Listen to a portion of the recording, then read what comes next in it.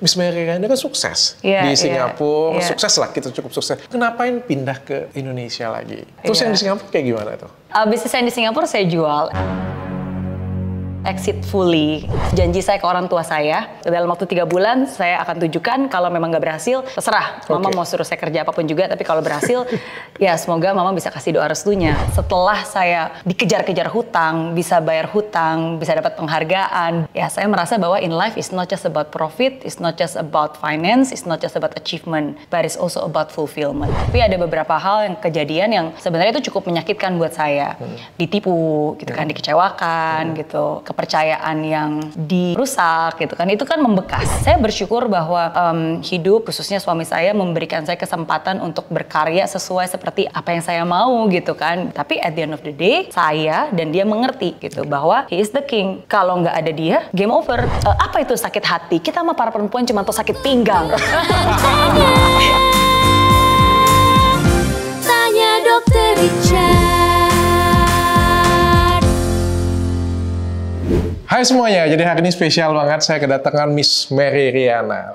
Motivator terkenal di Indonesia, paling terkenal. Wow. Aduh, bukan saya loh yang ngomong loh, dia yang ngomong. Bukan saya yang ngomong juga, Google yang ngomong. Okay. Tapi memang nggak ada yang lebih terkenal dari Miss Mary Riana untuk sekarang. Thank you. Dan mudah-mudahan ke depan juga ya. Amin. Artinya terkenal ini kan banyak kasih value ke masyarakat kan.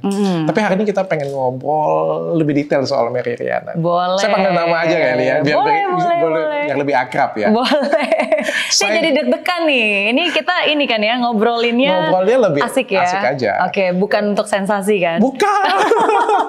Enggak, saya review kok, tenang aja. Dia review. Tapi saya tuh ngebacain bukunya dan saya tuh tertarik banget dengan Mary Riana. Oke. Dan Mary Riana ini saya kenal dari zaman saya kuliah loh. Bener kan? Terkenalnya tuh 2007 ya. Bener kan? 2007 tuh aku masih kuliah soalnya. Iya, 2007 tuh sebenarnya belum banyak yang tahu di Indonesia.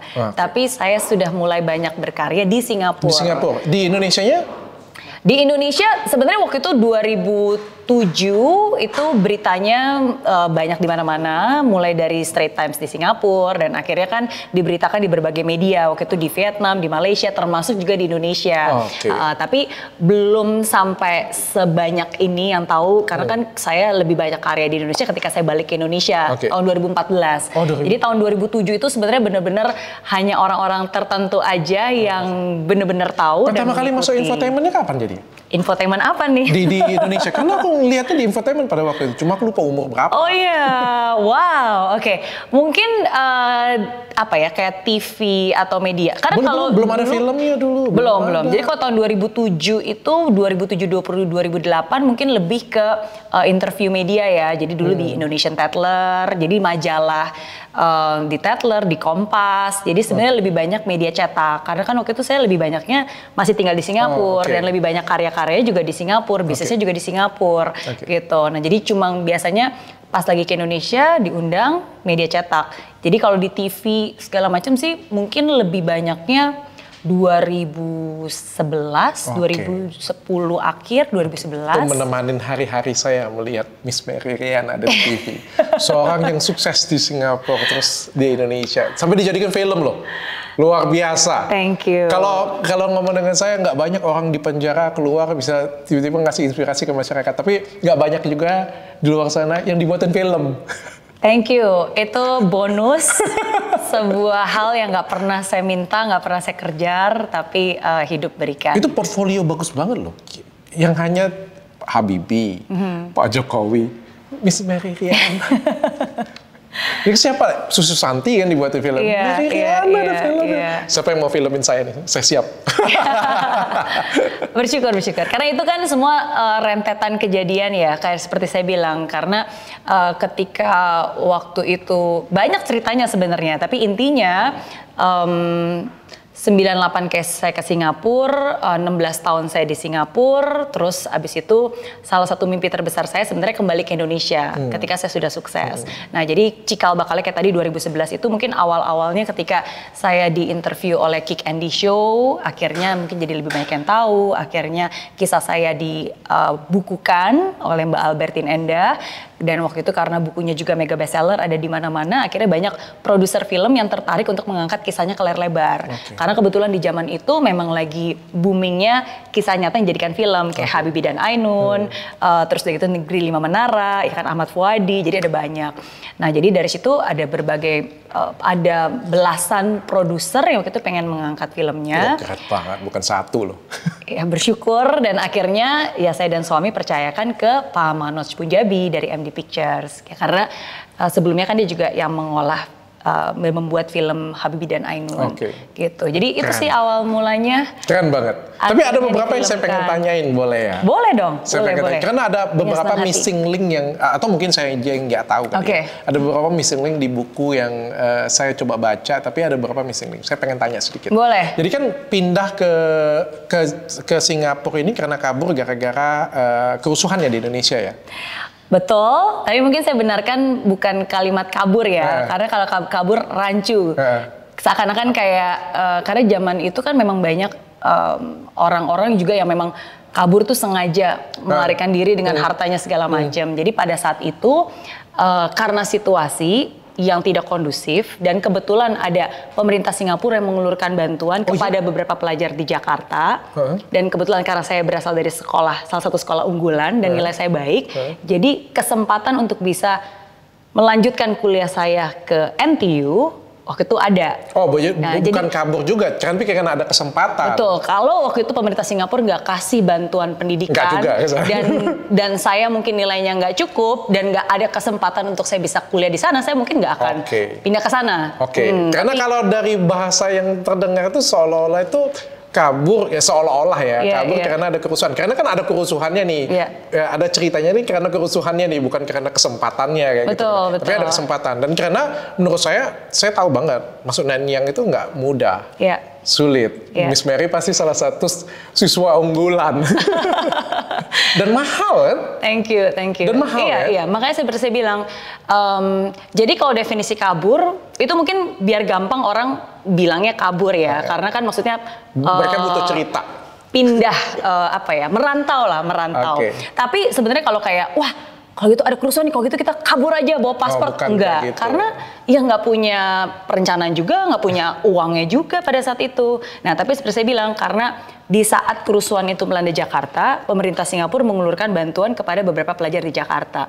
Memang masuk Nanyang itu nggak gampang ya, dan ketika saya di tahun itu tuh, ketika waktu itu saya diterima dan akhirnya ke NTU, itu adalah tahun terbanyak jatah untuk orang Indonesia datang ke sana. Ketika saya di sana, semua senior orang Indonesia yang ada di NTU dari segala angkatan itu kurang dari 10 kali dihitung jari, nggak nyampe 10. Tapi di tahun itu, tahun 98 itu ada 100 anak Indonesia, termasuk saya salah satunya yang memang dibantu untuk bisa masuk ke sana. Nggak perlu tes, tapi saya hanya cukup kasih nilai NEM terakhir. Karena ya tadi kan direkomendasi dari beberapa sekolah unggulan dan dari nilai. Jadi itu sih karena ada kesempatan itu. Tapi NTU itu salah satu sekolah yang keren banget loh. Pada waktu saya sekolah dulu SMA itu salah satu inceran. Diincer oleh banyak murid karena keren katanya. Susah masuknya katanya. Betul. Tapi Miss Mary kan salah satu siswa yang cerdas. Nah sambil kuliah kan sambil kerja nih. Kalau saya baca di biografinya itu gagal. Banyak yang gagal juga. Kerjanya kok gagal. Kok tiba-tiba bisa berhasil? Yang mana nih yang berhasil? Kalau nggak salah saya asuransi. Begitu lulus kuliah ya. Asuransi kan. Betul. Asuransi kan yang sampai 1,5 miliar sampai per bulannya itu base-nya di asuransi kan. 1,5 MLM ya. Bukan MLM. Apa itu? 1,5 miliar per bulan apa nih? Pendapatannya sampai tahun berapa itu ya? Tahun 2004 ya? Bukan. Mungkin saya koreksi dikit berarti ya, biar kita bisa meluruskan fakta. Jadi pas lagi saya kuliah, waktu itu saya kuliah teknik elektro.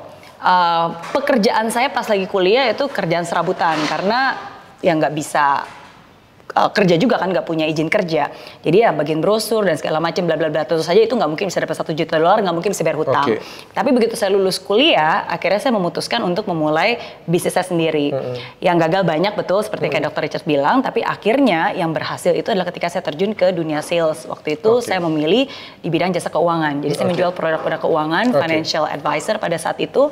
Ya jual salah satu produk produk-produk asuransi, produk investasi, jadi ada banyak. Dan untuk bisa mencapai itu sebenarnya nggak mudah karena saya nggak punya background finance dan saya harus ambil lisensinya lagi karena kan setiap produk yang kita jual kalau di Singapura itu untuk ngasih advice, financial advice aja juga harus ada lisensinya gitu. Nah jadi butuh waktu berbulan-bulan untuk akhirnya saya bisa dapat lisensi dan akhirnya mulai bisa jualan.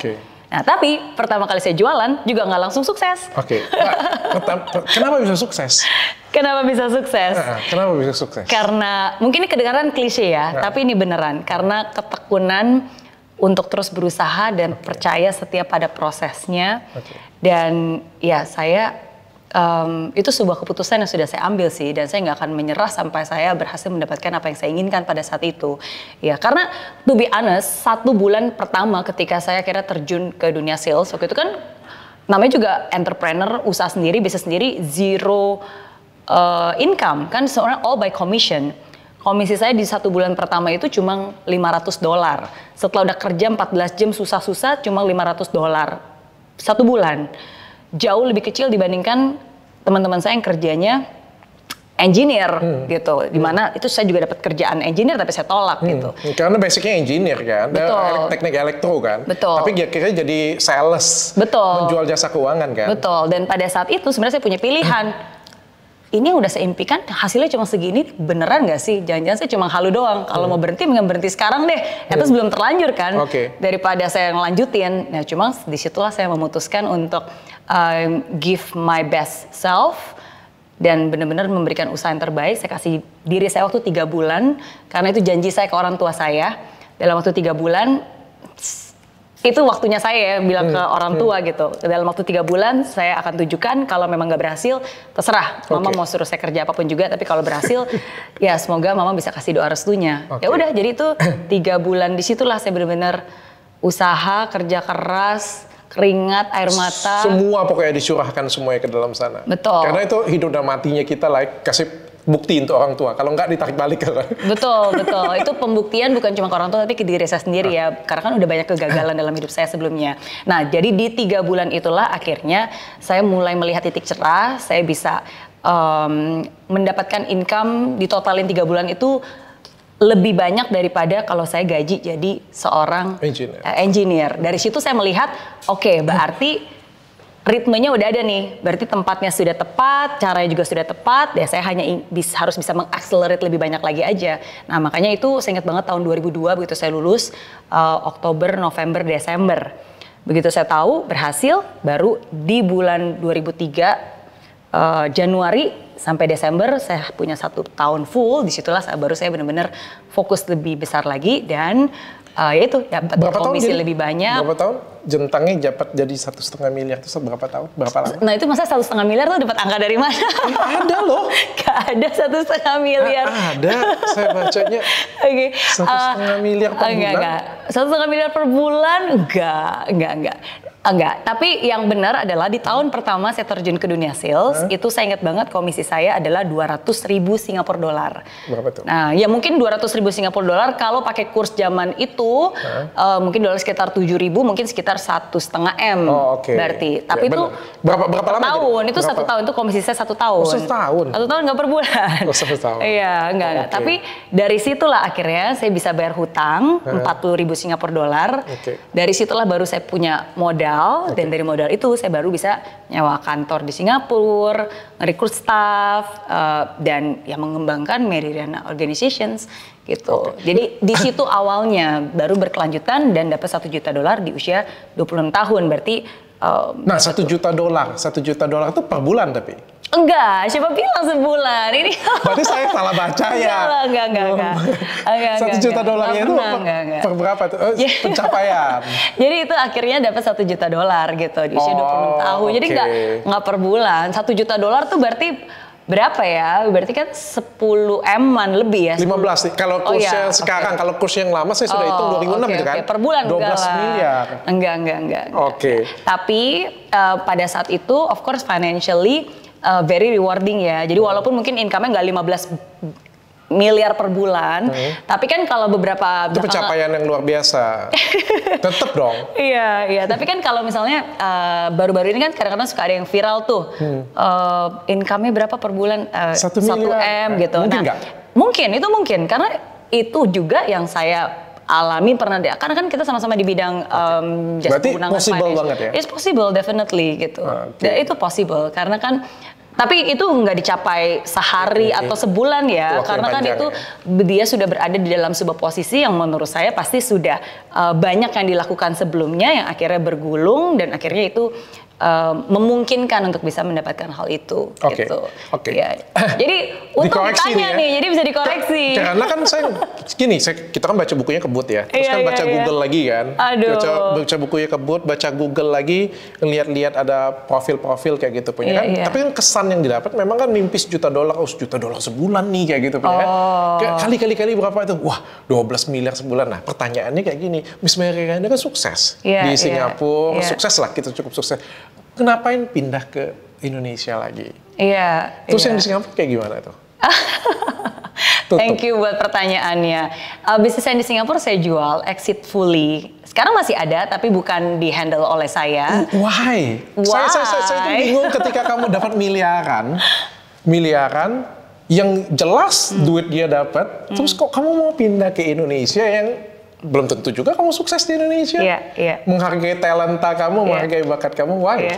Betul. Jawaban saya mungkin terdengar klise, tapi saya percaya siapapun yang pernah ngalamin dan berada di posisi saya, mereka akan sangat mengerti apa yang saya rasakan. Bahwa setelah saya mendapatkan banyak hal dalam hidup, dikejar-kejar hutang, bisa bayar hutang, bisa jalan-jalan, bisa shopping, bisa dapat penghargaan, bisa kalau naik pesawat itu dapat business class, dapat first class dan seterusnya, ya saya merasa bahwa in life is not just about profit, it's not just about finance, it's not just about achievement, but it's also about fulfillment. Tentang pencapaian, tentang destiny. Bukan hanya profit, bukan hanya passion bahkan, tapi purpose. Dan saya menyadari hal itu ketika saya usia 28 tahun. Waktu itu, 28 tahun. Tapi kenapa harus ditutup? Apanya kan ditutup? Bisa autopilot jalan sendiri atau kayak gimana, atau hire karyawan buat autopilot supaya bisa tetap kasih passive income untuk kita. Iya, mungkin lebih tepatnya bukan ditutup ya. Jadi kalau saya bisa cerita journey-nya, itu kan 2008 saya menemukan dan mengetahui passion saya apa, purpose saya apa, dan saya pertama kali menuliskan purpose hidup saya, mission statement saya, dan sampai hari ini tuh masih tetap resonate banget, dan itu menjadi direction untuk saya membuat apapun juga bisa saya lakukan sampai hari ini. 2010 saya punya mimpi baru. Bukan untuk mendapatkan berjuta-juta dolar, tapi saya ingin bisa menciptakan dampak positif dalam kehidupan jutaan orang, khususnya di Indonesia. Saya ingat janji saya 10 tahun yang lalu ketika saya ulang tahun ke-20, pada saat itu saya bilang, kalau suatu saat nanti saya harus kembali ke Indonesia, saya harus kembali ke Indonesia sebagai orang yang sukses. Dan saat itu saya disadarkan, sekarang kamu udah sukses.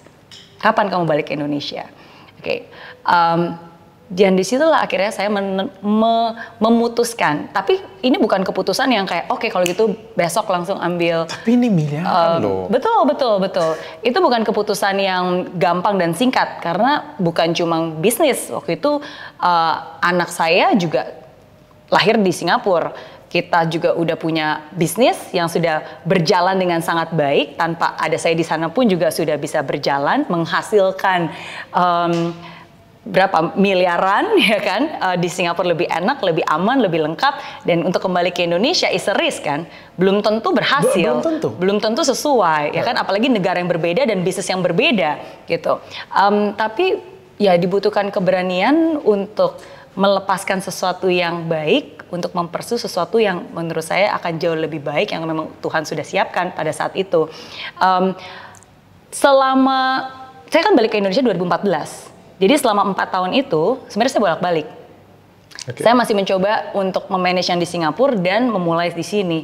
Setiap minggu, saya benar-benar bolak-balik Singapura setiap minggu. Waktu itu saya udah punya show saya sendiri, waktu itu di Sonora, The Mary Riana Show. Ada setiap hari Jumat live, jam 7 pagi. Okay. Jadi saya selalu naik pesawat paling akhir, hari Kamis, supaya saya bisa nyampe ke Jakarta. Hari Jumatnya saya selalu live show. Terus biasanya kalau ada banyak acara itu weekend, terus hari Minggu atau enggak paling lambatnya hari Seninnya saya balik lagi ke Indonesia, ke Singapura. Karena anak-anak masih di sana, suami masih di sana. Saya lebih sering ke airport daripada ke mall. Betul, beneran. Lebih sering naik pesawat daripada naik transportasi umum MRT. Literally setiap minggu seperti itu. Ya sampai saya disadarkan memang bisa sih. Cuma at the end of the day, kalau kita ingin benar-benar bertumbuh untuk menjadi besar, ya kita nggak bisa ada dua kaki, satu di kiri, satu di kanan sih. Ya, dan sometimes ketika Tuhan sudah mempercayakan, maksudnya saya keinget kembali gitu, ketika waktu itu saya di Indonesia, saya ke Singapura, saya nggak tahu apa yang terjadi di Singapura, tapi Tuhan memberikan saya dan menjaga saya dan akhirnya membuat saya bisa berhasil gitu. Dan saya percaya Tuhan yang sama juga akan membantu saya kembali ke Indonesia, walaupun mulai dari nol, belum ada siapa-siapa, kita mulai dari garasi dan melepaskan sesuatu yang sudah sangat baik di situ. Ya, dan akhirnya disitulah saya memutuskan untuk fully exited, saya menjual bisnis saya yang di Singapura. Dijual, dibeli sama orang Singapura dan di manage dengan sangat baik. Sampai hari ini saya masih ketemu sama orang-orangnya, kita masih WA-an dan is a win-win situations. Bisnisnya keep growing, semua yang dulunya under Mary Riana Organization sekarang semuanya orangnya masih ada, mereka bertumbuh, mereka sukses. Dan di Indonesia sekarang saya juga bisa melakukan apa yang memang passion ya? Bukan cuma passion tapi fulfilling my destiny and the purpose yang saya percaya. Dan pastinya juga lebih baik dong. Berarti kalau di Singapura aja $1 juta, berarti di Indonesia jujur lebih baik, lebih dari $1 juta. Bukan maksud tujuan awalnya, tapi ya bersyukur karena kalau kita melakukan sesuatu yang baik kan rezeki juga pasti akan didatangkan. Ya cukuplah untuk $1 juta lu jangan bilang cukup. $1 juta mah banyak. Iya. Karena kan untuk biayain, karena kan sekarang juga ada banyak bisnis usaha di Mary Riana Group, ada banyak karyawan juga yang harus kita sejahterakan, ya ada bisnis yang harus dikembangkan. Tapi kenapa ini kan lompatannya jauh banget ya dari bisnis jasa keuangan, tiba-tiba menjadi sekolah, motivasi atau lain-lain sebagainya yang berbau edukasi pendidikan. Ini kan lompatnya jauh banget. Mary Riana itu jujur ya, memang seneng ngajarin atau melihat ada potensi nih di bisnis ini di Indonesia. Jadi pertama-tama ketika saya menentukan untuk kembali ke Indonesia dan mulai bisnis apa, saya merasa bahwa hidup memberikan saya kesempatan untuk mulai dari plain piece of paper, kertas kosong. Dan di situ saya bertanya, apa yang saya bisa, apa yang saya suka, dan apa yang dunia ini butuhkan gitu, apa yang saya bisa kontribusikan sehingga itu bermakna. Saya menemukan jawabannya personal development, karena itu sesuatu yang saya passionate banget, saya suka banget, dan itu yang mengubah hidup saya. Salah satu hal yang bisa mengubah hidup orang adalah education, cara dia berpikir. Itu yang mengubah hidup saya. Dulu saya bukan siapa-siapa, tapi karena saya tahu tentang personal development ini, itu yang akhirnya mengubah hidup saya. Dan kenapa ke anak-anak? Sebenarnya ketika pertama kali saya ke Indonesia, itu benar-benar nggak kepikiran menjadi motivator. Tapi saya tahu saya ingin terjun ke dunia edukasi, khususnya anak-anak remaja. Kenapa? Karena saya juga punya anak, 2 anak. Jadi saya pengen banget ngajarin anak saya, jadi ya sekalian kenapa nggak cuma ngajarin anak saya, kenapa nggak ilmunya juga dibagikan. Jadi sebenarnya bisnis pertama saya, Mary Riana Education, itu cikal bakalnya bukan untuk kelas-kelas orang umum dewasa, tapi untuk anak-anak. Kita mulai dari event, kita ada camp, terus baru kita sekarang ada learning center, ngajarin life skill, ya public speaking, smart learning, life and success gitu. Jadi bermula dari itu sebenarnya. Tapi potensinya juga besar di Indonesia. Potensinya ya puji Tuhan besar. Walaupun sebenarnya kalau saya bisa secara jujur ya, di Indonesia itu lebih banyak yang potensi bisnisnya jauh lebih besar daripada dunia edukasi. Sebenarnya kalau mau cepat dapat uang lebih banyak, coba dilihat ya. Benar-benar lihat nih, dari konglomerat yang ada di Indonesia, top 50, yang mana yang awalnya benar-benar sukses dapat konglomerat dari bisnis edukasi? Nggak ada ya? Nggak ada, kebanyakan properti lah, apa itu yang men-serve orang banyak. Tapi ketika mereka berhasil, baru mungkin mereka bikin sekolah dan segala macam gitu. Jadi kalau dilihat dari itu mungkin sosialnya juga cuma. Tapi kalau dilihat dari potensi bisnis, to be honest di Indonesia ada yang jauh lebih berpotensi dan jauh lebih banyak gitu. Tapi kan sekali lagi kenapa saya memilih untuk kembali ke Indonesia ya karena ada purpose yang saya benar-benar ada passionnya juga ya. Ada passion dan juga purpose yang benar-benar ingin saya lakukan sehingga ya bukan hanya impact ya tapi bukan hanya income ya, tapi ada impact-nya juga. Tapi income-nya juga ngejar juga lebih dari 1 juta dolar. Tapi tetap harus ada income-nya, betul. Karena saya juga bilang income yang buat kita semangat kalau kerja, bener kan? Harus dua-duanya harus ada, kita betul. Nggak munafik kan, kita kerja pakai passion, tapi kalau misalnya dapat duit kan jadi lebih semangat lagi kan? Setuju, karena kalau impact doang nggak ada income-nya, impact-nya nggak akan bisa sustain lama. Tapi sebaliknya kalau cuma income doang nggak ada impact-nya juga, ya apa gunanya kita hidup di dunia ini kan? Kan harus menjadi bermanfaat. Tapi bisa lah kasih value ke orang lain, lewat yang lain. Buktinya ada beberapa orang itu kan jualan apa ya, afiliator, tapi habis itu giveaway. Ya bener. Iya. Ya kalau kata Bunda Korla, no comment. Kayak gitu ya. Cari aman. Iya. Tapi Miss Mary Riana kan jadi dari Singapura sukses, pindah ke Indonesia, bikin sekolahan, jadi pionir sukses. Panutannya siapa sih? Kalau boleh tahu? Oh, banyak. Satu aja deh, yang benar-benar dikagumin. Kalau satu mungkin saya suka banget sama Oprah Winfrey. Oke. Oprah Winfrey. Oke. Itu kalau luar negeri, kalau dalam negeri? Oh, kalau dalam negeri mungkin Pak Ciputra. Oh, oke. Sudah pernah ketemu? Pernah bertemu dengan beliau, pernah beberapa kali makan bareng juga, kenal juga dengan keluarganya, dan saya itu salah satu sosok panutan sih bagi saya, karena bagaimana dia menjalani hidupnya bukan hanya buat diri dia sendiri ya, tapi juga ke semua perusahaannya dan anak-anaknya to create a legacy. Ya itu mungkin itu sangat berkesan karena seingat saya mungkin itu konglomerat pertama yang saya bisa makan bareng dan ngobrol-ngobrol. Itu kayaknya orang pertama konglomerat pertama ya yang kita pernah saya temuin, dan saya bisa punya kesempatan untuk dengar langsung dan beberapa kali juga punya kesempatan untuk ngobrol bareng beliau juga gitu. Tapi selain itu ya ada banyak sih menurut saya orang-orang hebat lainnya. Karena apalagi dengan Miss Mary kan dapat kesempatan untuk ketemu dengan orang-orang hebat kan pastinya kan. Iya. Jadi kita bisa belajar banyak ya. Betul, belajar dari cara berpikirnya beliau sih. Karena kan di krisis 98 waktu itu juga bukan saat yang mudah juga untuk beliau. Ya. Itu yang nyebelin sih menurut saya memang. Orang kaya itu akan selalu kaya, orang miskin akan selalu miskin. Karena orang kaya itu punya kesempatan yang jauh lebih banyak daripada orang miskin. Tapi susahnya memang kayak gitu kan. Saya juga loh jadi dokter misalnya kayak gitu ya. Yang dapat pelatihan ke luar negeri, dapat pelatihan banyak siapa? Dokter yang terkenal. Karena banyak pasiennya, jualannya banyak, dapat kesempatan training yang bagus-bagus semua kayak gitu. Soalnya training yang bagus juga milih dokternya yang terkenal. Sedangkan dokter kecil yang biasa-biasa aja, ya nggak akan dapat kesempatan kayak gitu punya. Dia harus naik dulu kelasnya baru bisa ketemu dengan orang Pak Ciputra. Ya kan? Iya, betul. Tapi betul dan salah ya mungkin. Boleh saya koreksi? Boleh. Betul dan salah. Karena kalau kita selalu berpikir bahwa yang kaya akan selalu kaya, yang miskin akan selalu miskin, ya itu yang akan terjadi. Karena kan saya yakin bukan cuma saya ya, Dr. Richard pun dan mungkin banyak orang di sini pun pasti setuju dengan saya bahwa dulu saya juga bukan orang kaya. Dulu Dr. Richard juga bukan orang kaya gitu kan. Pelan-pelan bangun, tapi kalau lebih kaya lebih mudah.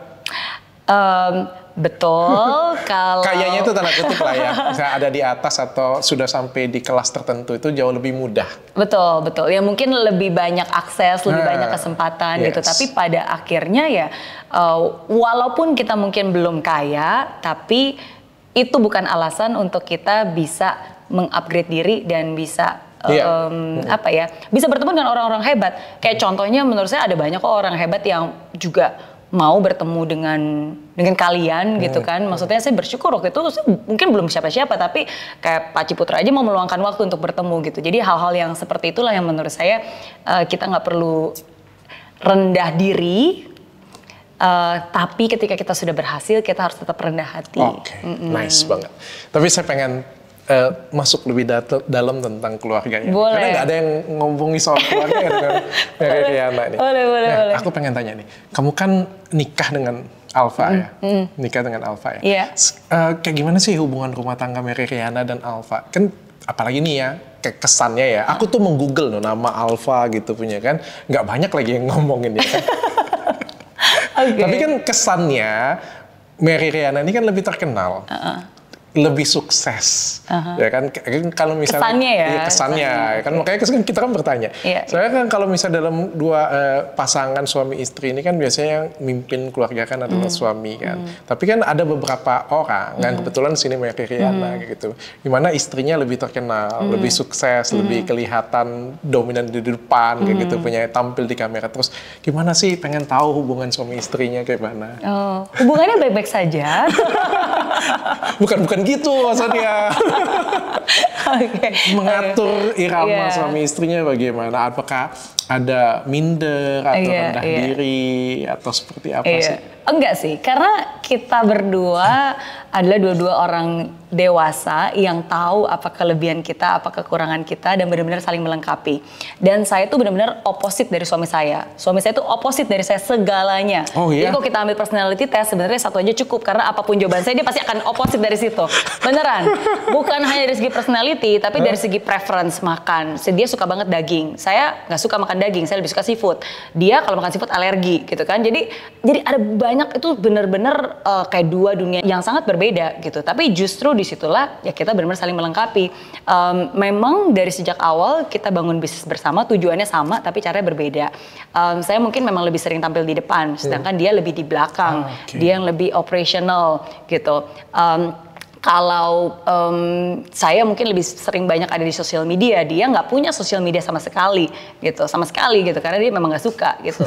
Ya, tapi justru disitulah kita saling bersinergi. Mungkin orang di luar akan taunya Mary Riana, tapi orang di Mary Riana Group akan taunya Bos Alfa, suami saya. Gitu. Dan makanya ini di belakang ini sebenarnya gambaran dari refleksi dari Mary Riana Group. Yang mana nih Alfa? Ya, jadi kalau Dr. Richard lihat nih datang ke sini ya, di situ kan ada fotonya Mary Riana gitu kan, pakai baju jenderal karena ini kan kayak markasnya, ini home base-nya, dan itu gambarnya ke depan, melihat ke depan, karena mimpi, karena vision ada di depan. Banyak orang berpikir bahwa Mary Riana berhasil karena apa yang ada di depannya, apa yang dilihat di depannya.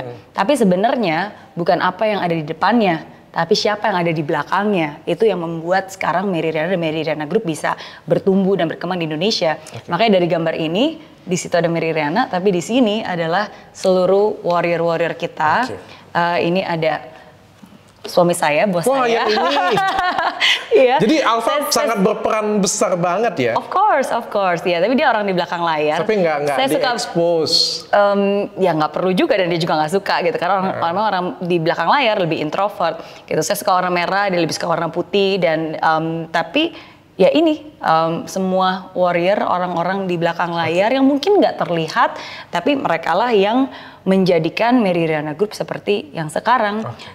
Dengan berbagai macam, ada yang jadi trainer, ada yang megang kalkulator, ada finance, ada yang megang kamera, karena yang memproduce konten-konten gitu. Tapi semuanya untuk satu tujuan, menciptakan dampak positif sekarang dari Indonesia untuk dunia. Tapi tadi kan bilang kan berbeda banget tuh. Mary Riana suka gini, Alfa suka gini. Sering berantem nggak jadi? Oh pasti dong. Karena kan berbeda pendapat untuk bisa mengasah. Jadi pasti. Tapi mungkin mungkin bukan definisi berantem ya, tapi ya berbeda pendapat aja. Tapi pada ujung-ujungnya ya kita mengerti ini areanya siapa. Maksudnya itu salah satu cara ya, karena kan kalau misalnya memang ini areanya dia, ya dia akan decision maker. Jadi ada saatnya brainstorming di mana kita diskusi, ya saya akan kasih tahu sudut pandang saya, dan seringkali kita dalam tanda kutip berdebat, dalam tanda kutip mungkin kalau orang bilang berantem, tapi sebenarnya bukan berantem sih, ya beda opinion aja. Tapi at the end of the day ini kan untuk memperkaya sebelum kita membuat keputusan. Nah, pada akhirnya nanti ya udah dia membuat keputusan, dan ketika keputusan itu udah dibuat, siapa yang buat keputusan endingnya? Will full sport. Mary Riana atau Alfa? Tergantung, kalau urusan bisnis itu mostly is by him. Itu pasti semua keputusan ada di suami saya. Tapi kalau misalnya kayak contohnya kayak berhubungan dengan konten ya, sesuatu yang memang berhubungan dengan saya langsung, itu keputusannya ada di saya. Gitu. Jadi tergantung ada ranah-ranahnya, dan dimana ya itulah kita tahu yang mana yang I'm the decision maker, yang mana yang he is the decision maker. Ya, dan siapa yang lebih dominan? Dalam hal apa nih? Rumah tangga mungkin ya. Rumah tangga. Jangan di perusahaan dong. Oke. Sebenarnya kalau lebih dominan dan lebih banyak ngomong, saya rasa dia lebih dominan dari saya. Ya. Karena He is very smart and he can make decisions fast. Itu kita perlu dudukkan berdua di sini supaya kita bisa tanya yang lebih. Iya. Nggak, salah satu kekurangan saya itu sebenarnya saya orangnya banyak banget pertimbangan. Jadi for me it's very difficult to make decisions. Oh, peragu ya, agak ragu-ragu kayak gitu. Pertimbang karena tuh lama menimbang sesuatu gitu. Bukan cuma menimbang, karena di otak saya tuh selalu ngebayangin ada plan A, plan B, plan C. What's the worst thing that can happen? Terus saya akan telusuri, oh kalau kayak gini gimana? Oh gitu. Sebaiknya kita gini deh, tapi kalau kayak gini mah kayak gini lah gitu. Jadi cewek pada umumnya kayak gitu. Jadi akhirnya kemana-mana gitu. Cowok lebih cepat? Cowok lebih cepat karena kan dia lebih terkotak-kotak. Sedangkan kalau perempuan kan lebih nyambung kemana-mana, ini disambung ke sini, kamu ke sini gitu. And sometimes is good karena kita bisa memikirkan sesuatu yang belum terjadi dan mencoba untuk mengantisipasi. Tapi seringkali itu bisa menjadi backfire karena kita mengkhawatirkan terlalu banyak hal-hal yang belum terjadi. Yang sebenarnya itu juga nggak akan terjadi gitu. Cewek kayak gitu. Iya. Tapi misalnya gimana sih mandang ya? Kan di luar sana kan banyak juga yang kayak gini. Mungkin saya ini belum masuk terlalu dalam banget sih sebenarnya. Ragu-ragu nanyanya. Boleh nggak apa-apa, tanya aja. Nanyanya. Boleh. Mau tanya apa? Nanya. Kan ada di luar sana itu kan yang wanitanya memang lebih sukses daripada cowoknya kayak gitu punya kan. Kasih pandangan dong kayak gimana hubungan suami istri yang baik ketika ya kan di mana-mana kan kalau cowoknya lebih dominan, cowoknya lebih sukses, cowoknya lebih pegang peranan ya biasa aja sih dalam keluarga kan kita biasa melihat seperti itu punya kayak gitu ya, cowoknya direktur apa yang jago jualan ini, istrinya ya kecil-kecilan atau apa kan. Ketika ceweknya misalnya punya penghasilan 1 miliar sebulan kayak gitu, cowoknya cuma 10 juta atau 20 juta kayak gitu punya. Kayak gimana sih cara mandangnya supaya tetap harmonis atau kayak gitu? Oke, pertama-tama ini at least dilakukan oleh saya dan suami dan di keluarga ya. Nggak harus dipraktikkan juga di keluarga masing-masing, tergantung karena setiap orang pasti punya peraturan yang berbeda. Tapi kalau dari kita itu nggak ada penghasilan saya, penghasilan kamu, yang ada penghasilan kita bersama. Dan itu masuk ke account bersama. Semua aset-aset juga aset bersama. Jadi nggak ada yang satu-satu ini uang kamu buat saya, uang saya tetap buat saya gitu, enggak gitu. Jadi istri itu. Jadi itu bersama. Jadi kalau kita sukses ya sukses bersama. Kalau misalnya kita rugi bersama. Kalau kita sedih bersama gitu. Jadi semuanya bersama-sama, termasuk juga income dan ya itu semua segi finansial. Nah tapi kalau misalnya tadi tentang dinamika suami dan istri, menurut saya paling penting kembali lagi ke masing-masing. Dalam hal ini berarti dari kita sebagai wanita, ya kita juga harus tahu dan sadar gitu untuk memposisikan bagaimanapun juga dia adalah suami saya, dia adalah kepala keluarga, dia adalah pemimpin gitu. He is the decision maker, he is the one that's more dominant. Kalau saya bisa kasih analogi ya, saya selalu bilang sama seperti kayak permainan catur. Di dalam permainan catur itu yang paling bisa kemana-mana, segala macam jalan, ratu, ya kan? Mau jalan selangkah boleh, mau serong boleh, mau jalannya belok-belok juga boleh, terserah. Rajanya cuma satu. Raja cuma bisa selangkah doang, ya kan? Yang bisa kemana-mana adalah ratunya, gitu. Tapi walaupun dia bisa kemana-mana, permainan itu akan berakhir ketika rajanya tumbang, gitu. Jadi at the end of the day, saya bersyukur bahwa hidup khususnya suami saya memberikan saya kesempatan untuk berkarya sesuai seperti apa yang saya mau gitu kan, bisa kemana-mana, mungkin lebih terlihat orang, lebih punya kebebasan lah gitu. Tapi at the end of the day saya dan dia mengerti gitu bahwa he is the king. Kalau nggak ada dia, game over. Nice. Gitu. Bagus banget pengandaian ini, keren banget sih dijawabnya. Cuma kalau untuk cowoknya nih, tadi kan nasihat untuk istri kalau untuk cowoknya nih, cowoknya ngelihat istrinya penghasilan lebih tinggi gitu, kayak gimana sasarannya? Ini saya berusaha untuk melihat dari sudut pandang saya ya, karena kan saya yakin saya nggak bisa melihat. Makanya saya ngajak ngobrol ini kan karena sepertinya relate kayak gitu ya. Betul. Kalau balik lagi, menurut saya seorang pria itu saya yakin pria itu dia kalau di awal dari pacaran aja, saya ngomongin dari pacaran yang sebelum nikah ya. Kalau dari pacaran aja, nih cowok udah terintimidasi dengan income-nya kamu, dengan pencapaiannya kamu, dan kamu jadi terpaksa melower down supaya dia merasa naik. Nah, berarti ada yang salah dengan hal itu. Karena sebagai seorang pria, yang benar, kalau dia menjadi seorang pemimpin, dia nggak akan pernah merasa terintimidasi. Ya, tapi kayak gimana ceweknya dapatnya lebih tinggi, lebih banyak, lebih sukses? Oh ya, makanya ini kombinasi, tergantung adalah bagaimana mereka berdua bisa memposisikan diri mereka sendiri gitu. Jadi kan ketika seorang wanita mungkin pendapatannya lebih banyak, contohnya ya, ini saya ngomongin konteks umum ya, bagaimana dia memperlakukan pasangannya gitu. Apakah, oh karena uang saya lebih banyak jadi semena-mena atau iseng, atau bahkan seringkali dia mengucapkan, oh lu mah tau apa, ini kan duit-duit gue terserah lah mau jual, mau beli apapun juga. Of course kalau seperti itu kan merendahkan gitu. Kebayang nggak maksudnya? Jadi menurut saya itu kombinasi dari dua-duanya sih. Jadi dari prianya pun juga harus percaya diri bahwa ketika seseorang itu memilih dia menjadi pasangan hidup, pasti ada sesuatu yang baik yang dilihat dari orang itu.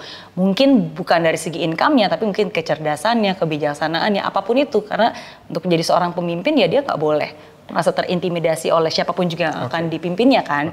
Ya, tapi at the same times kita yang wanita juga harus tahu diri juga. Tahu diri and give full respect to the person. Tapi kalau ribut pernah diungkit nggak sih? Ini kan punya saya, namanya nama saya gitu. Nggak ada kan nama kita berdua. Nggak kan Mary Riana. Kalau kan biasa kalau suami istri kan suka ribut kayak gitu punya. Kalau nggak ada aku kok susah kayak gitu punya. Kalau nggak ada aku nggak bisa jualan loh. Namanya Mary Riana loh ini, bukan Alfa Meriana kayak gitu. Oke. Ya kan biasa sih. Semua kan pasti pernah berantem kayak gitu. Kalau berantem kan pokoknya kan melontarkan suatu hal yang menyakitkan kan sebenarnya. Pernah nggak sih Mary Riana berantem kayak gitu? Iya. Berantem pernah, tapi kalau kayak itu kan nama saya, itu justru nggak pernah. Karena sebenarnya yang mau pakai nama Mary justru dia. Pakai nama kamu aja gitu kan. Karena nama saya nggak laku untuk dijual katanya. Ya, karena itu memang it is already a decision ya. Itu kan memang suatu hal yang memang udah kita putuskan bersama. Karena ya kelebihan dan kekurangan kita gitu. Dan kalau dibalik nih misalnya, dia yang tampil ke depan dan saya yang di belakang ngurusin organization, menurut saya ya mungkin nggak akan berhasil seperti sekarang ya, karena we are not in our flow. Saya bukan tipe orang yang tipe orang yang kayak gini gitu, yang ngurusin operations gitu, bukan gitu. Dan dia juga bukan tipe orang yang tampil di depan ketemu orang, enggak.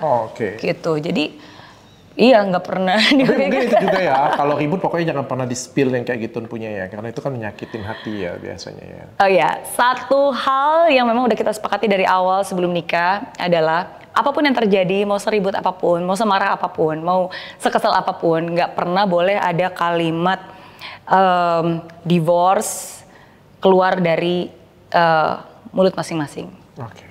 Karena walaupun itu kayak ancaman atau apapun itu, never itu salah satu kalimat anti ya. Dan apapun yang terjadi harus diomongin sendiri.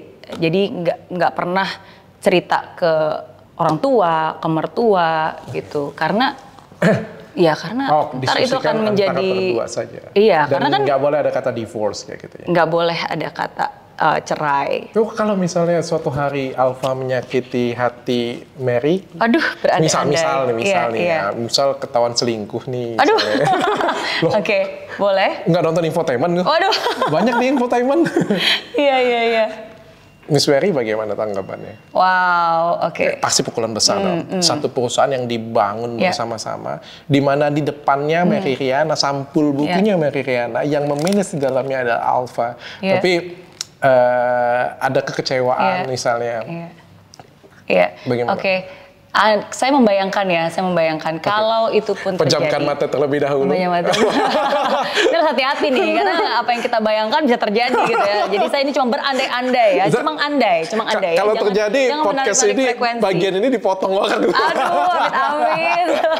Nggak, ini berandai-andai ya. Kalau misalnya itu terjadi, saya yakin sebagai manusia pasti kecewa, pasti sedih, pasti tersakiti. Pasti menurut saya.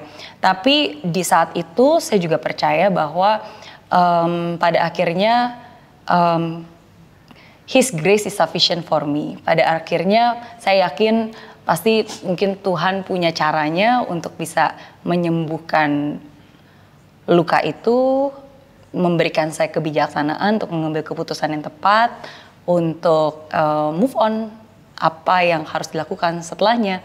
Karena ya kan kita nggak akan bisa kembali ke masa lalu untuk mengungkit siapa yang benar, siapa yang salah. Tapi kan yang paling penting setelah itu terjadi apa yang akan dilakukan, gitu. Jadi saya nggak tahu seperti apa, tapi saya percaya kalau itu pun terjadi, misalnya apapun itulah, maksudnya dalam bentuk apapun itu, ya saya percaya dan saya berdoa dan saya berharap bahwa Tuhan yang akan jawabannya cari aman banget ini sebenarnya. Tapi it's true.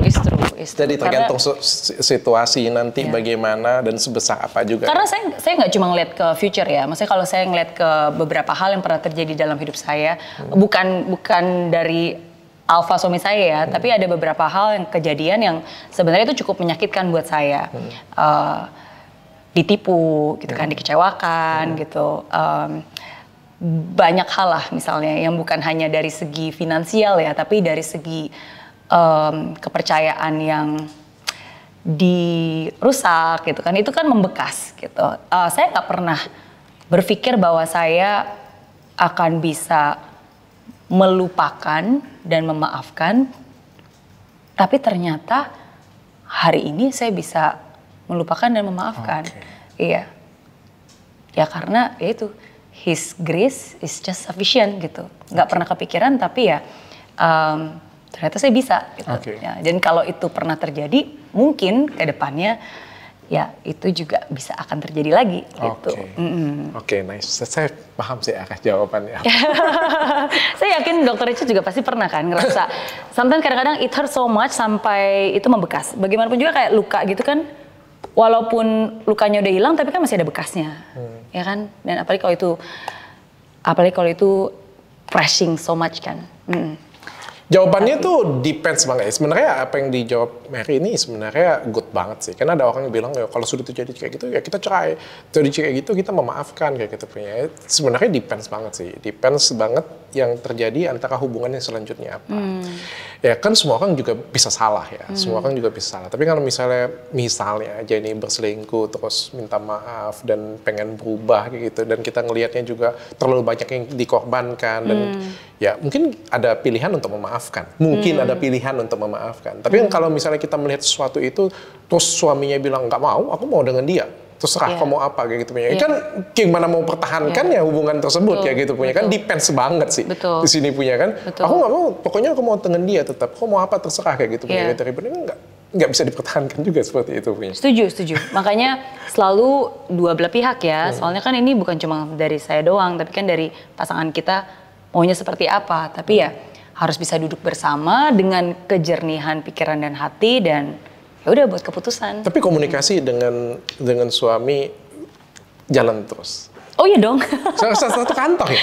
Apa? Satu kantor. Iya, kan he's my boss. Sama-sama. He's my boss. Oh, dia bosnya? Iya. Ya kadang ini juga banyak orang yang nanya, kok bisa sih kayak hampir 24 jam sama suami, Jadi terus pergi pulang sama dia juga? Iya. Kecuali kalau saya lagi ada seminar keluar kota ya. Kalau dulu sih memang dia yang nemenin saya selalu. Dulu kan kita belum punya banyak tim. Tapi sekarang biasa kalau saya keluar kota sama PA saya sama speaker management officer saya. Gitu. Sekarang tentang anak-anak nih. Kalau misalnya dua-duanya, terutama ibunya nih kerja nih. Wah, banting tulang pagi siang malam. Lebih capek lagi daripada suaminya kan kayak gitu. Punya lebih banyak lagi waktunya. Terus ya kan konten kan lebih banyak waktu tersita. Kalau dia kagak meeting pun bisa dari handphone. Kalau kita kan di depan kamera kayak gini waktu dulu ngomong mana bisa pakai handphone kayak gitu ya kan. Iya. Jadi ingat ini loh, ada yang bilang kan kontennya siapa saya lupa gitu, ada yang bilang apa itu sakit hati, kita sama para perempuan cuma tuh sakit pinggang karena capek kerja nggak mikirin sakit hati gitu ya. Tapi sekarang cewek-cewek itu pada independen, beda dengan zaman dulu kan. Zaman-zaman kayak tahun 90 dari tahun 2000 di awal kan masih kayak hampir semuanya kan di rumah kan. Tapi kan kayak sekarang ini ya semuanya independen. Kayak sudah biasa aja sih cewek selesai kerja, setelah nikah masih kerja kayak gitu punya. Di luar negeri bahkan lebih sadis lagi tuh, nggak ada yang namanya ya sedikit banget ibu rumah tangga kan. Semuanya masing-masing kerja di urusan masing-masing kayak gitu ya. Itu kayak gimana sih tentang anak? Apanya gimana tentang anak? Anak-anak kayak gimana cara ngurusnya kayak gitu? Anak-anak baik-baik saja. Mereka lagi sekolah sekarang. Mereka masih libur sekarang. titip mereka di rumah sekarang. Oh, sendiri ya? Karena kan anak-anak saya sekarang udah gede ya? Beranjak remaja. Yang paling besar sekarang 14, yang kedua itu 11. Iya. Gitu. Menurut Miss Mary ada nggak dikorbanin sih? Oke, harus tanya ke anak saya. Ya, harus tanya ke anak saya. Tapi saya bisa bilang bahwa kalau ngurusin anak itu dari awal kita selalu punya kesepakatan. Bukannya bagi dua 50-50, tapi anak itu ada tanggung jawab saya 100%, tanggung jawab dia 100% juga. Oke. Karena hanya dengan begitu kita benar-benar punya ownership. Kita nggak ngerasa ini bagian saya, saya nggak ngurusin gitu. Ini bagian kamu, saya kalau ngurusin. Kalau perusahaan bisa bagi 50-50 ya. Kalau anak nggak bisa ya 100-100 ya. At least mindsetnya gitu ya. 100% my responsibility, 100% your responsibility. Nggak bisa kayak ini anak kamu nih urusin, ini kan bagian kamu, nggak kayak gitu. Nah, of course di dalam kehidupan ada fase-fasenya menurut saya. Ada yang dikorbankan pasti, karena di saat-saat awal, waktu itu saya punya anak, dua-duanya lahir di Singapura. Waktu itu, di awal itu saya mengorbankan mungkin waktu saya untuk perusahaan. Waktu itu masih di Singapura kan, jadi bisnisnya masih di Singapura. Ya karena saya mendedicate, saya pengen rasain rasanya jadi full time mom seperti apa, selama 1 tahun penuh nggak punya ART, karena di Singapura kan juga nggak punya babysitter segala macam, dan apalagi waktu itu kan suka banyak rumor-rumor yang bilang, jangan kasih titipin ke babysitter nanti. Iya, atau enggak nanti dikasih obat tidur atau apa gitu kan. Ya, jadi saya pikir udah nggak apa-apa, saya ngalamin sendiri gitu kan. Ya tapi seiring berjalannya waktu, ya saya merasa bahwa I become a happy mother if I can do bukan hanya sebagai full time housewife, tapi juga tetap ada waktu untuk saya bisa berkarya dan mengekspresikan apa yang saya ingin ekspresikan gitu. Nah jadi disitulah akhirnya ya kita berdua mendecide bahwa ya udah saya tetap mendampingi dia sama-sama bisnis bareng. Ya tapi gitu. kan pasti ada yang dikorbankan dibandingkan dengan menjadi ibu rumah tangga pada umumnya kan. Mulai pendidikan anak, ini bukan masalah kita spend waktu untuk dia ya, masalah edukasi dia, pendidikan dia dan lain sebagainya, pengembangan karakter dia kan pasti lebih baik kan sama keluarga kan. Pasti ada yang dikorbankan yang seperti itu punya kan. Apakah kalau bisa diulang ya, dengan Mary Riana lebih memilih tetap jadi wanita yang bekerja atau ngurus anak-anak? Oh, saya akan tetap memilih untuk jadi wanita yang bekerja. Oke. Dan di luar sana juga saran untuk Mary Riana untuk wanita-wanita di luar sana? Oh, beda satu-satu ya. Nanti saya jawab sarannya dulu ya. Dan ini pertanyaan saya tanya kepada anak saya. Jadi ketika anak masih kecil, masih bayi, tentu saja saya nggak bisa dengerin opini mereka. Tapi ketika mereka sudah besar, saya tanya, kalian berdua pengen mama kerja atau di rumah 100% ngurusin kalian? Kerja aja, soalnya bebas kalau nggak ada mama. Iya, dan benar itu jawabannya ya. I prefer you work gitu. Awalnya saya sedih, kenapa emang nggak butuh mama gitu? Soalnya kalau ada mama cerewet di rumah, nggak boleh pegang ini, nggak boleh pegang itu, nggak boleh main iPad, nggak boleh. Iya, tapi karena kan yang paling penting adalah bukan apa yang kita mau kan, tapi kan kita harus mendengarkan dari karena mereka yang mengalami kan sebenarnya. Jadi saya benar-benar pengen tanya honestly gitu. Terus jawaban mereka mengejutkan saya gitu kan, terutama yang besar. Jadi dia bilang, why nanti kan bisa lebih punya banyak waktu bla bla bla gitu kan. Cuman dia bilang, both of them mereka bilang, no you have given enough time gitu. Karena memang setiap malam pun kita masih tetap quality time, nonton bareng, storytelling bareng gitu. Masih sempat ketemu ya? Setiap hari, pasti. Kayak gimana cerita Jakarta bisa ketemu ya? Aku juga bingung tuh. Bisa dong, bisa. When there's kalau bilang do you have time? Definitely we don't have time, tapi we can make the time. Okay. Jadi selalu benar-benar mengusahakan waktunya gitu. Nah, tapi satu jawaban lagi kan saya gali terus nih, bener yakin kan kalau mama di sini kita bisa macam-macam bla bla bla dan seterusnya. Nah, cuma jawaban anak saya yang terbesar dia bilang, no, if you stop working then you will waste your potential. Okay. Di saat dia menjawab itu, saya tahu bahwa berarti dia mengerti kenapa papa dan mamanya bekerja sampai hari ini bukan tentang uang finansial, tapi benar-benar ya Tuhan sudah menitipkan talenta dan kalau ini nggak dikembangkan dan dilakukan, it's a waste of talent, it's a waste of opportunity gitu. Jadi dari situlah saya bisa bersyukur bisa punya anak yang sangat great family I think ya. Tapi kalau untuk di luar sana? Oke, untuk di luar sana. Which one you suggest? Oke, buat saya, ini jawaban jujur dari saya. Kalau kamu ingin menjadi seorang ibu rumah tangga, it's okay. Jadilah ibu rumah tangga. Kalau itu, asalkan itu benar-benar pilihan kamu, lakukanlah dengan sebaik-baiknya. Karena yang paling penting adalah apa yang menjadi pilihan kamu, lakukan yang sebaik-baiknya di bidang itu. I'm very grateful. My mom is a full-time mom. Mama saya berhenti bekerja setelah melahirkan saya karena itu dia merasa itu purpose hidupnya dia gitu. Dan dia buat keputusan itu dan dia nggak turning back gitu. Dia nggak meragukan bener nggak ya keputusan saya, karena kebanyakan orang apalagi wanita yang terjadi adalah ya ketika dia sudah mengambil keputusan dan dia mempertanyakan keputusannya, bener nggak ya saya jadi ibu rumah tangga, saya mensia-siakan ijazah saya nggak ya, dan seterusnya gitu. Ya menurut saya kamu harus tahu dulu apa yang kamu mau, what is your purpose, dan kalau memang itu adalah pilihan hidup kamu, lakukanlah yang terbaik. Oke. Dan jangan mempertanyakan dan jangan membandingkan. Tapi wanita yang bekerja itu lebih mencederai hubungan rumah tangga atau enggak sih sebenarnya? Tergantung. Depends banget ya. Depends pada suaminya juga ya sebenarnya. Tergantung sama dua-duanya. Tergantung Apakah sama wanitanya menyadari posisinya dan untuk apa dia bekerja, dan ya tergantung sih bagaimana dia membawa dirinya juga kan. Oke. Jadi depends banget dan kita sesuaikan juga ya. Kadang-kadang harus ngalah juga ya ceweknya ya. Ceweknya kalau pengen jadi wanita kerja tapi suaminya jadi berantem terus, mungkin salah satu harus mengalah seperti itu kan. As a woman, can you have everything? Yes, but not all at the same time.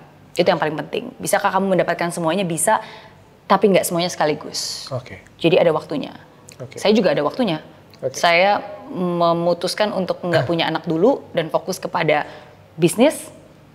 Baru abis itu saya punya anak. Walaupun itu resiko ya, kadang-kadang ada orang bilang jangan ditunda-tunda, nanti kalau ditunda nggak dapat gimana gitu kan. Oke, 2 pertanyaan terakhir, Miss Mary. Ini heboh banget nih, kesetaraan gender nih. Apakah memang wanita itu setara gendernya dengan laki-laki? Menurut Miss Mary Riana bagaimana? Oke. Setara menurut saya, iya harus adil ya, mungkin lebih tepatnya ya. Tapi bukan berarti sama ya, karena pria sama wanita itu pasti berbeda dan nggak mungkin 100% sama gitu. Tapi jangan karena gara gender nggak mendapatkan kesempatan yang sama atau jadi diperlakukan tidak adil. Menurut saya seperti itu sih. Maksudnya I support women even though I'm not feminism. Sebelum ini saya SMP SMA juga sekolah perempuan semua gitu. Jadi ya kita memang selalu empowering woman dan percaya woman power. Tapi menurut saya balik lagi sih ke posisi wanitanya sendiri. Kita harus tahu posisi kita seperti apa. Berarti kalau misalnya kita tahu posisi kita seperti apa, tetap nggak bisa setara dong. Satu strip di bawah setara dong berarti. Kalau setara kan benar-benar setara, bener.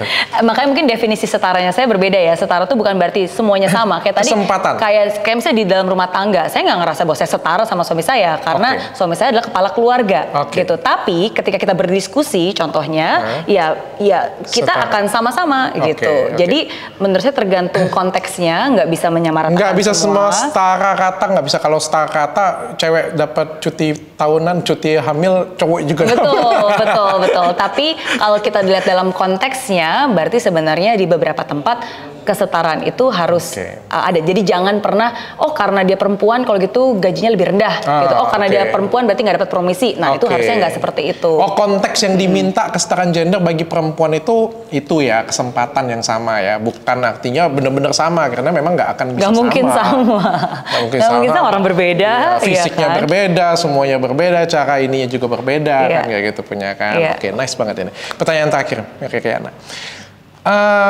Bagaimana sih Mary Riana melihat penampilan itu dalam bentuk kesuksesan? Apakah pengaruh nggak sih penampilan dalam kesuksesan? Penampilan tuh maksudnya kayak gini gitu? Pengaruh menurut saya. Penampilan fisik apa pengaruh? Pengaruh. Tapi itu bukan faktor terpenting ya. Maksudnya saya percaya adalah when you look good, you feel good. And when you feel good, you look good as well. Jadi penampilan menurut saya itu penting. How we represent ourselves itu penting. Nah, tapi definisi penampilan yang baik itu seperti apa? Nah, itu berbeda-beda. Penampilan yang baik bukan berarti harus pakai selalu branded, bermerek gitu kan, harus makeup tebel, enggak, tapi ya rapih gitu. Karena dengan kita berpenampilan baik, kita rapih, ya berarti kan kita menghargai orang yang akan ketemu dengan kita. Daripada asal-asalan gitu kan, saya nggak nyisir, nggak mandi, ketemu Dr. Richard, baju asal-asalan, waduh itu kan nggak menghargai dong, bener nggak? Dan pengaruh ya, penampilan itu pengaruh ke kesuksesan. Pengaruh dong, menurut saya itu pengaruh. Oke. Pengaruh kebayaran juga sebenarnya. Secara nggak langsung loh, bener. Oh iya? Iya, contohnya kayak gini. Ini saya contohin teman saya lah, saya contohin lah supaya kalau yang lain kan nanti kan tersinggung kalau teman saya kagak kan. Contohnya Hotman Paris lah, Bang Hotman Paris. Kan kalau misalnya cincinnya banyak kayak gitu punya kan, hidupnya kan siapa tahu semuanya. Di atas langit kan adanya Hotman Paris kan katanya. Di atas langit ada Hotman Paris. Jadi brandingnya kan kayak gitu kan. Brandingnya kan di atas langit Hotman Paris kan. Yuk kalau misalnya jadi klien dia mau nawar ya? Agak segan ya kita ya. Jadinya kan kayak gitu ya. Jadi kan dan kita juga ngelihat wah intelek sukses sehingga bayarannya juga akan ngikutin semuanya ya kan. Jadi benar. Jadi kan pengaruh kan sebenarnya penampilan dengan kesuksesan itu dan tapi masih banyak juga ya orang-orang di sana yang kaya-kaya tapi pakai celana pendek aja, sendal jepitnya gimana tuh? Oh ya, it's okay. Itu kan the way they express themselves ya. Maksudnya kan bukan berarti, menurut saya pada konteksnya tergantung. Saya yakin orang kaya raya seperti apapun, kalau mereka memang lagi santai atau di rumah tetap aja pakai celana pendek. Tetap aja makan pecel lele. Iya kan? Tapi kalau misalnya dia bertemu dengan Presiden Jokowi, saya yakin pasti dia nggak akan pakai celana pendek gitu. Karena dia menghormati siapa yang akan dia temui gitu. Jadi ya bagaimana kita bisa tetap menjadi diri kita sendiri, tapi kita juga bisa merespek orang yang akan kita temui karena ya berpenampilan baik menurut saya itu salah satu ekspresi diri kita. Mencintai diri kita sendiri juga ya. Salah satu bentuknya juga. Thank you Mary Riana. Sama-sama. Saya sudah gali dalam, sorry ya kalau saya ada salah ngomong, salah gali. Thank you Karena juga menarik banget ngobrol. nih, pengen dapetin antara suami istrinya ini menarik sih sebenarnya. Kan nggak banyak orang lain yang bisa sharing tentang hal ini ya gitu punya. Dan terakhir ini saya terinspirasi dengan Mary Riana, saya mau kasih buku saya Zero Privilege. Karena saya ngerasa kayak saya nggak dapat privilege dari lahir ya. Cuma kayak pendidikan dari orang tua aja. Sisanya saya nggak dapat modal apa-apa dari orang tua saya. Jadi saya mulai benar-benar dari nol. Dan saya terinspirasi buku Mary Riana juga dan buat buku. Mudah-mudahan setelah ini saya jadi buat film. Amin. Thank you. Amin. Sama-sama. Thank you so much. Ini udah ditanda tangan belum? Sudah. Wes, thank you. Terima kasih sudah memberikan buku. Ntar saya baca. Thank you. Makasih. Thank you. Bye.